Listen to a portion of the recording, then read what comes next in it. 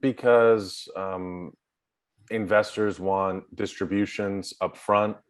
Is it a data edge or kind of leveraging a position to then do bolt-ons? Is it getting cash flow up front so that you can take some development risk, on the back end? Why is starting with a footprint important? It could be a combination of those things, but I think for the investors listening that are looking at backing teams or partnering with teams, I think it's fairly obvious to say, okay, the cash flow investors, the yield hungry investors are going to want something PDP heavy up front. But the thing I hear the most is it's great to be funding G&A at a cash flow instead of drawing down equity for that, right? So what are the factors that go into wanting that upfront?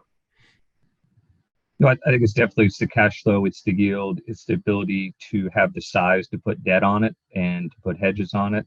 It's the ability to get your name out in the basin as kind of the buyer of choice. And when you think about a ground game, micro, acquisition ground game, it's really buying smaller acquisitions that are mostly inventory that don't have PDP on it. So having that large PDP component allows you to then, complement it with a ground game that's more inventory heavy.